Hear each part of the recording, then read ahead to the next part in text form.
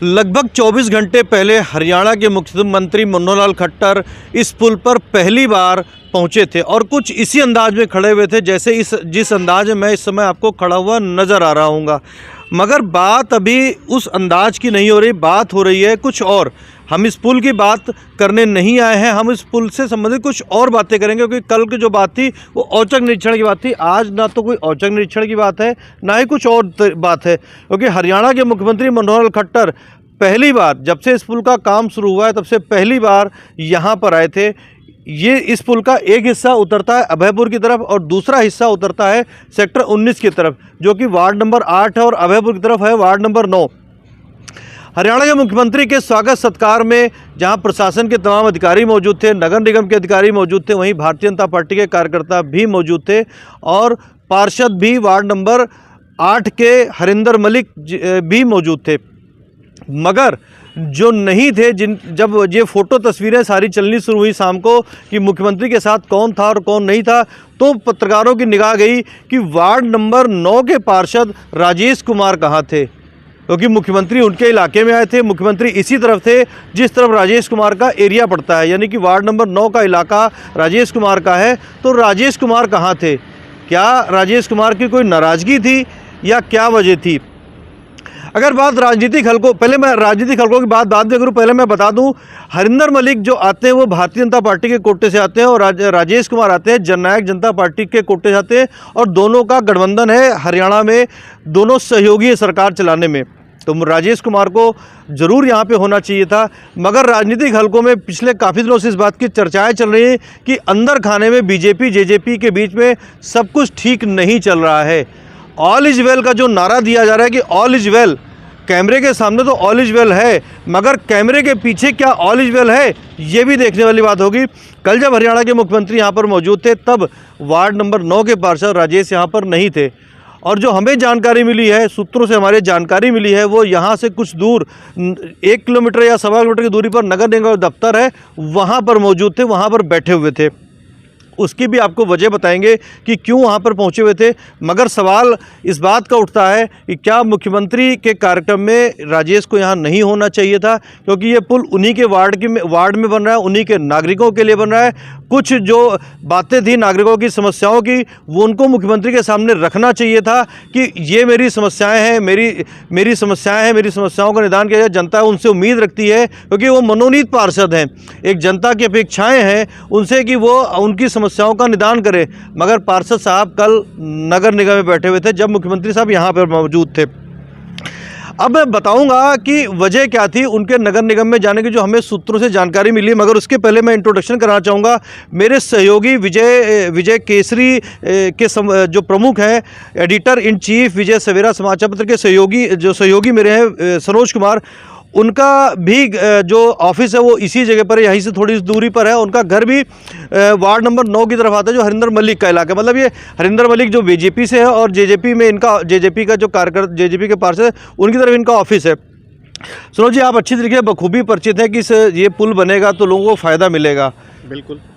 कल मुख्यमंत्री साहब यहाँ पर आए थे और आप भी यहाँ पे मौजूद थे उस वक्त जब सीएम साहब आए थे यहाँ पर जो है, और दो तस्वीरें जब चली शाम को, क्योंकि उस वक्त तो हड़बड़ी का माहौल होता है, नहीं दिखाई जाती कि कौन आया था कौन है। जब तस्वीरें शाम को देखी गई तो निगाह में ये आया कि जो बीजेपी के पार्षद हरिंदर मलिक वो तो यहाँ मौजूद थे, जेजेपी के पार्षद राजेश कुमार यहाँ मौजूद थे। क्या कहेंगे आप? पहले आप इसको किस चश्मे से देखते हैं, राजनीतिक चश्मे से देखते हैं या कुछ और चश्मे से देखते हैं, क्या कहेंगे? इसकी कई वजह हो सकती है रितेश जी। सबसे बड़ी दिखा है तो कि उनके वार्ड में मेहमान नवाजी की बात की तो मुख्यमंत्री पहली बार यहाँ पहुँचे थे, तो उनको मेहमान नवाजी के अंदर यहाँ पर होना चाहिए था कायदे के अनुसार। अब आप दूसरी तरह से बात करते हैं, राजनीतिक हल्के की बात करते हैं, तो कहीं ना गुटबाजी की बात करी जाती है, या फिर जो अंदर ही अंदर खाते में कुछ ना कुछ गर्म जल रहा है। क्योंकि जिस तरह से देखा जाए, अभी भिवानी की रैली हुई है, वहाँ पर जोर शोर से कहा जा रहा है कि भावी मुख्यमंत्री जो है अपना दुष्यंत चौटाला को बनाने की बात की जा रही है। तो आप समझिए कि जब भावी मुख्यमंत्री दुष्यंत चौटाला बनेंगे तो बीजेपी में सब कुछ अच्छा कहे चलेगा। राजेश जी भी सपना देख रहे थे कुछ दिनों पहले कि नगर निगम में deputy mayor, senior deputy mayor की कुर्सियाँ खाली हैं और जेजेपी लगातार बीजेपी दबाव बना रही है कि हमें हमारा हक है, हमें एक कुर्सी मिलनी चाहिए।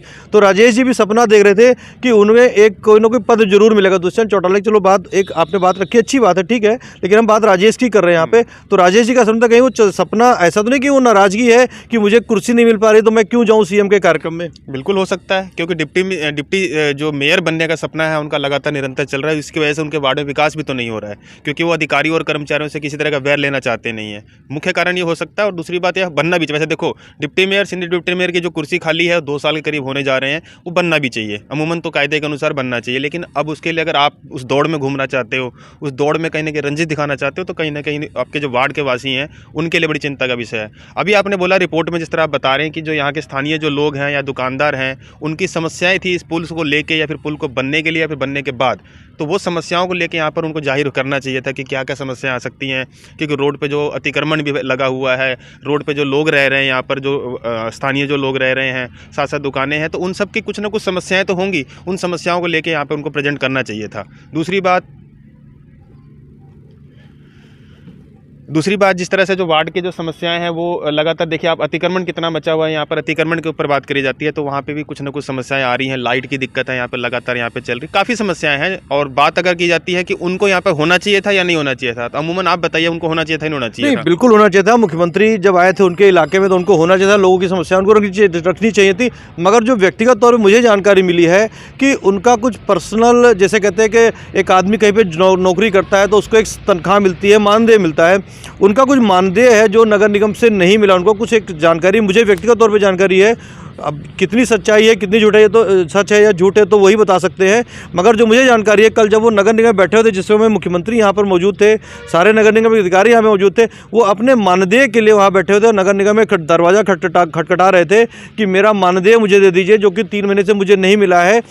ऐसी घटना आपकी जानकारी में, क्योंकि आपका ऑफिस भी उन्हीं के वार्ड में है और आप काफ़ी करीबी भी हैं, आप उनसे करीबी मिलते जुलते भी होंगे डेली बेसिस पे। नहीं, देखिए, उनसे हमारी अच्छी सी मित्रता भी है। देखा जाए तो पर्सनल तो मित्रता भी है, लेकिन कहीं ना कहीं राजनीतिक बात की जाए तो पत्रकारिता और मित्रता दोनों अलग अलग है। दूसरी बात करी जाती है कि सैलरी की बात की जाती है, तो जो काम करेगा उसको सैलरी तो चाहिए उसको, लेकिन उस सैलरी को लेने के लिए क्या आपका अलग समय नहीं था? क्या वो समय कोई और नहीं निकल सकता था? क्या वो एक दिन बाद का समय नहीं निकल सकता था? या नगर निगम कहीं बाहर जा रहा था, या नगर निगम भाग रहा था, या 2-3 महीने सैलरी आप जैसा बता रहे हैं, को 3 महीने सैलरी नहीं मिली तो 3 महीने 1 दिन और सही। मुख्यमंत्री अगर आपके पास आए हैं, मुख्यमंत्री आए हैं, विधायक आए हैं और तमाम पार्षद यहाँ पे मौजूद थे। सबसे बड़ी बात को, वार्ड नंबर 8 के पार्षद यहाँ मौजूद थे और अन्य और पार्षद भी मौजूद थे, तो क्या आपका यहाँ पे नहीं होना मतलब उचित था, अनुचित था? ये खुद कहीं ना कहीं पार्षद को तय जरूर करना चाहिए। आपको एक घटना की तरफ और याद दिलाना चाहूँगा। कुछ दिनों पहले नगर निगम की सदन में बैठक हुई थी, मैं किसी पार्षद का नाम नहीं लेना चाहूँगा। वहाँ पर एक पार्षद ने राजेश कुमार को लेकर के, राजेश कुमार के ऑफिस के किराए को लेकर के सवाल उठाए थे। कहा गया था उनकी तरफ से कि राजेश कुमार को एक थोड़ा सा उनको आर्थिक सहयोग दिया जाए, कुछ इस तरीके की बातें चली थी और खबरें भी चली थी, मीडिया के अंदर भी खबरें चली थी। तो क्या अब उन पार्षद साहिबान को नहीं चाहिए कि वो राजेश कुमार की मदद करें जब उनको 3 महीने से तनख्वाह नहीं मिल पा रही? मैं नाम नहीं लेना चाहता क्योंकि नाम लेना अच्छा नहीं लगता किसी का भी। मैं नाम लेना चाहूँगा रितेश जी, क्योंकि वो जो वार्ड नंबर 11 के जो पार्षद थे ओमवती पूनिया जी, उन्होंने सहानुभूति के तौर पर उनको बात रखी थी कि हाँ, ये पार्षद जो है थोड़े गरीब मतलब घराने से आते हैं और बहुत ही कम मतलब इनकी आमदनी है, सोर्स इनकी आमदनी बहुत कम है। तो उन्होंने बहुत अच्छा काम किया। उसको काफ़ी ट्रोल भी किया गया था कि ऐसा क्यों किया गया, वैसा जो भी कुछ बात हुई थी, लेकिन कहीं ना कहीं जो उनको आगे आने वाली बात, इसमें खैर कोई औचित्य नहीं बनता, क्योंकि सैलरी की बात है। आप क्यों नहीं सैलरी मिली, और पार्षदों को भी नहीं मिली होगी। और आपका मैं एक मार्गदर्शन और करना चाहता हूं कि जो पार्षद हैं या फिर कोई भी नेतागण बनता है, करोड़ों रुपये लगाकर नेता का इलेक्शन लड़ता है और उसके बाद वो इलेक्शन कर करके कैसे कमाई की जाती है, आप समझदार होंगे, आप समझते भली भांति। अब इसको कहीं ना कहीं दूसरे तरीके से और देखा जा सकता है कि क्या ऐसी कौन कौन सी कमाइयाँ बाकी रह गई हैं या कौन कौन सी कमाइयाँ हो रही हैं, या फिर आप उसके ऊपर पट्टी डालना चाहते हैं जो जनता को ना चले पता कि कौन कौन सी कमाइयाँ आप कर रहे हैं। अमूमन देखा जाए तो कई ऐसे पार्षद हैं जिनको तनख्वाहें नहीं मिल रही होंगी, लेकिन वो तो मीडिया में नहीं आए हैं। और अगर ये बात मीडिया में आ रही है कि वो सैलरी के लिए भटक रहे हैं, तो कहीं ना कहीं चिंता का विषय जरूर है। कहीं ना कहीं चिंता का विषय जरूर है, ये कहना है मेरे सहयोगी विजय सवेरा अखबार समाचार पत्र है उसके संपादक सनोज कुमार का। मगर कुल मिला के जो तस्वीरें कल देखी गई वो ये थी कि जो इस वार्ड के पार्षद, वार्ड नंबर 9 के पार्षद राजेश कुमार, वो यहाँ पे मौजूद नहीं थे। वजह कुछ भी हो सकता है उनकी नाराज़गी हो सकती है, या उनको जेजेपी की तरफ से अंदर खाने ये कहा गया हो कि वहाँ सीएम साहब आएंगे, आपने नहीं जाना है। जिस तरीके की खबरें मीडिया रिपोर्ट्स में लगातार चल रही हैं कि बीजेपी और जेजेपी के बीच में ऑल इज वेल दिखाई जरूर पड़ता है, मगर ऑल इज नॉट वेल कैमरे के पीछे चलता है। वजह कुछ भी हो सकती है। हम पत्रकार हैं, हमारा काम है बातों को उठाना, बातों को सवालों को तैयार करना, सवालों को पूछना। अब ये तो उनको बताना पड़ेगा, आने वाले वक्त में कि क्या उनको जो मुद्दा उठाया गया है तनख्वाह का, अगर तनख्वाह नहीं मिली तो ये भी एक गलत बात है। नगर निगम को चाहिए कि तनख्वाह जो है उनका जो मानदेय है वो टाइम से समय पर उनके खाते में डाल दिया जाए, ताकि किसी भी पार्षद को इस तरह की परेशानियों का सामना ना करना पड़े। रितेश जी, मैं बीच में आपकी खबर में दोबारा आना चाहूँगा। एक छोटी सी बात आपको मैं और बताना चाहूँगा। जब आप हमारे वार्ड में आए हैं इस खबर को दिखाने के लिए, सबसे बड़ी बात मैं ये करना चाहूँगा कि पार्षद जो है लोगों ने चुना है, लोगों ने अपनी समस्याओं के लिए चुना है। तो इस वार्ड नंबर 9 की बात करिए, अब मैं सभी वार्डों की बात करता हूँ, फिलहाल मैं सभी वार्डों की बात करता हूँ। ऐसा आप मुझे वार्ड बताइए जिस वार्ड में रत्ती भर भी काम ना हुआ हो। अगर वो वार्ड अगर कोई है तो वो वार्ड नंबर 9 है। इस वार्ड में कागजों में तो काम हो रहे हैं, लेकिन धरातल पर अगर आप रिपोर्ट करके देखें एक बार तो आपको चलेगा पता कि क्या कुछ यहाँ पर काम चल रहे हैं। वार्ड नंबर 9 के साथ की बात करिए तो पार्क भी साफ़ सुथरे हो रखे हैं, रोड भी साफ़ सुथरे हो रखे हैं। हालांकि मैं ये नहीं कहता कि वार्ड नंबर 9 बहुत सुथरा हो चुका है, हर वार्ड में कुछ ना कुछ खामियां हैं, लेकिन वार्ड नंबर 9 में तो काम ही नहीं हो तो खामी कहाँ से होगी। तो काम होना चाहिए। 2 साल हो चुके हैं, अब जनवरी कई बार हमने भी खबर की है वार्ड नंबर 9 की, ऐसा नहीं खबर हमने नहीं की। पार्क की हमने खबर की थी, उसके बाद में काम हुए वहाँ पे पार्क में। हाँ, मान सकता हूँ कि हो सकता है काम कम हो रहे हो, ये बात आपकी मान नहीं जा सकती, क्योंकि आप इस वार्ड में, आपका ऑफिस है, आपका दफ्तर, आपको ज़्यादा अनुभव होगा। हम लोग तो बाहर से आते हैं, एक्सपोर्टेड पत्रकार होते हैं, आते हैं और खबर करके चले जाते हैं। आप लोकल है तो आपको ज़्यादा अच्छा इस बारे में पता होगा। खैर, धन्यवाद, आपने सुझाव दिया इस बात के लिए। हम आपकी बात को जो है राजेश जी तक पहुँचाएंगे कि आपकी वार्ड की जनता आपसे नाराज़ है और आने वाले वक्त में चुनाव भी होंगे तो उसका आपको कहीं ना कहीं खामियाजा न भुगतना पड़ जाए। धन्यवाद आपको। तो ये जो समस्याएं थी, राजेश जी, आप इन समस्याओं को ध्यान से सुने, आप इनको एज ए पत्रकार मत समझे, आपके वार्ड के वासी समझ के अगर इस समस्या को ध्यान देंगे कि आपके वार्ड के जो काम है वो कहीं ना कहीं अधूरे हैं, इन पर भी ध्यान दें। और जब भी कोई ऐसी बात है, कोई सर्वे सरवाए, हरियाणा के मुख्यमंत्री आए हुए थे, आपको यहाँ पे मौजूद रहना चाहिए था। ये हम नहीं करे, ये आपके वार्ड की जनता के सवाल है, जनता के सवाल है। जिन बातों का आज हम ये कहने आए यहाँ पे, ये आपके वार्ड की जनता ने हमसे पूछे कि आखिरकार राजेश जी कहाँ पर थे जब हरियाणा के मुख्यमंत्री यहाँ पर मौजूद थे, हमारी बातों को, हमारे सवालों को क्यों नहीं रखा गया।